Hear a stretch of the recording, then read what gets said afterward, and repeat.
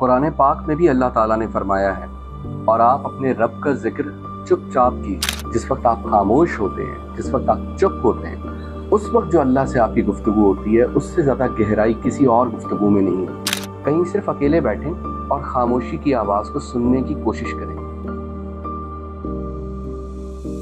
क्या आपने कभी महसूस किया है कि सब कुछ रुक जाए, आवाज़ों का शोर ख़त्म हो जाए और आप सिर्फ और सिर्फ खामोशी को सुन सकें? मैं उस ऑकवर्ड साइलेंस की बात नहीं कर रहा, बल्कि मैं उस खामोशी की बात कर रहा हूँ जहां आप अपने दिल की आवाज़ सुन सकें। हमारी ज़िंदगी में हर वक्त कुछ ना कुछ चल रहा होता है।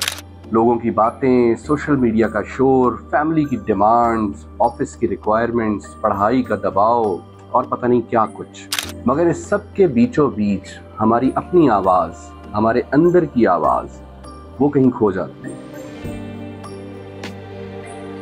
मैंने एक ज़माने में एक बुज़ुर्ग को कहते सुना था और ख़ुद सुना था कि बेटा, अल्लाह ताला से सबसे गहरी बात तब होती है जिस वक्त आप चुप होते हैं, बिल्कुल खामोश हो।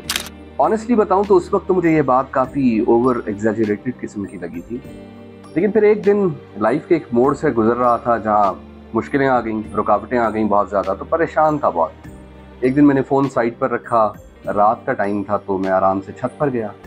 खुला आसमान, चांद नज़र आ रहा था, तारे नज़र आ रहे थे और खामोशी से बैठ गया। चारपाई पर बैठे बैठे मैंने ऊपर देखना शुरू किया।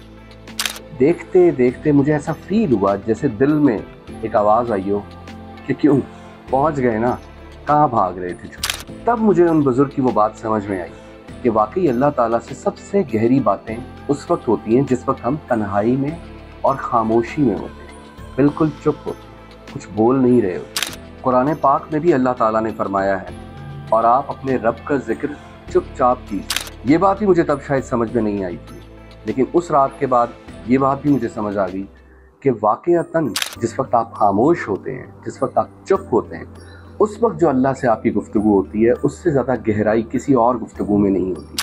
उससे ज़्यादा अनफिल्टर्ड गुफ्तगू शायद आप अपने रब से भी नहीं कर पा रहे हो। इस आयत का मतलब भी मुझे बाद में समझ में आया कि अल्लाह ताला की याद हमेशा पब्लिक या लाउड नहीं होती। उसके लिए मुझे शायद कोई बड़े बड़े इज्तिमात में जाने की भी ज़रूरत नहीं है, शायद मुझे बड़ी बड़ी ज़िक्र की महफिल में जाने की भी ज़रूरत नहीं है। मैं ऐसी किसी चीज़ की कोई मुखालफत या हक़ में बात नहीं कर रहा, बल्कि एक पर्सनल एक्सपीरियंस शेयर कर रहा हूँ।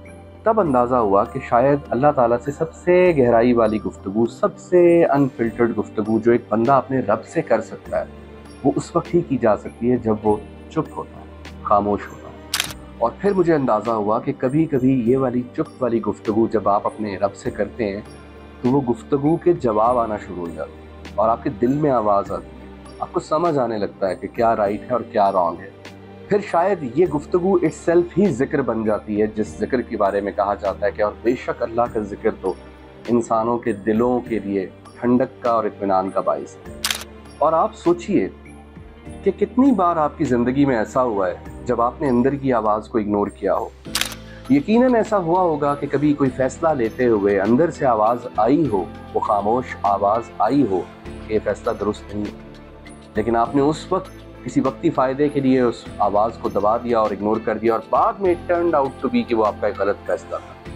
लिहाजा ये जो अंदर की आवाज़ है, ये जो चुप की आवाज़ है, ये जिसको मैं कह रहा हूँ कि खामोशी में छुपी हुई आवाज़ है, इस आवाज़ को कभी इग्नोर मत कीजिए, क्योंकि ये बंदे और उसके खालिक के दरमियान राब्ते के नतीजे में पैदा होने वाली आवाज़ है। चलें आज आपको एक प्रैक्टिकल टिप देता हूँ। अभी इस वीडियो के बाद अगर आपके पास 15-20 मिनट स्पेयर हैं, तो वो वक्त निकालिए और कहीं अकेले जाके बैठ जाइए। हो सके तो घर की बालकनी में बैठ जाएं, कोई कमरा खाली है तो वहाँ बैठ जाएं, घर की छत पर चले जाएं या इवन कार में बैठ जाएं। कहीं सिर्फ अकेले बैठें और खामोशी की आवाज़ को सुनने की कोशिश करें। आई रियलाइज शुरू में ऑकवर्ड भी लगेगा और अजीब भी लगेगा, मगर आप यकीन करें जब 5-10 मिनट इसी फेज़ में रहेंगे तो खामोशी में आवाज़ सुनाई देना शुरू हो जाएगी, और वो होगी अंदर की आवाज़, और वो होगी ऐसी आवाज़ कि जिसके बाद आंखें बंद करके एक दफ़ा अल्लाह का शुक्र अदा कीजिए, अल्हम्दुलिल्लाह कहिए, और फिर जो आंसर्स आपको मिलना शुरू हों, क्योंकि आप सबकी ज़ाहिर है कि ज़िंदगी की अलग अलग आजमाइशें और इम्तिहानात हैं, मेरी अलग होती हैं, उसी से रिलेटेड जवाब मिलना शुरू होंगे। अगर ये जवाब मिलना शुरू हो तो सिर्फ इतना कि हाँ जवाब मिले हैं, ज़रूर बताइएगा कमेंट बॉक्स में। इस खामोशी में आप अपने गम भी सुनिए, अपनी खुशियाँ भी, अपनी दुआओं की गूंज भी, और सबसे गहरी बात, अपने रब की रहमतों का एहसास भी महसूस कीजिए। क्योंकि जब आप दुनिया के शोर से आज़ाद होकर उसकी नेमतों को एक बार याद करना शुरू करते हैं तो बिलीव यू मी, वो आपके दिल का माइक्रोफोन ऑन कर देता है। फिर आपको वो राब्ते और वो आवाज़ें सुनाई देती हैं कि जिनके लिए हम कहते हैं कि फ़लाँ ने तो इतने इतने साल निर्वाण में काटे। अल्लाह ताला आपको खुश रखे, हमेशा हंसते मुस्कुराते रहिए। मुझे भी अपनी दुआओं में याद रखिएगा। मैं हूँ दानियाल, लफ्ज़ मरहम जैसे के साथ। इंशाल्लाह दोबारा किसी नए मौजू के साथ हाजिर होंगे जल्द। शुक्रिया।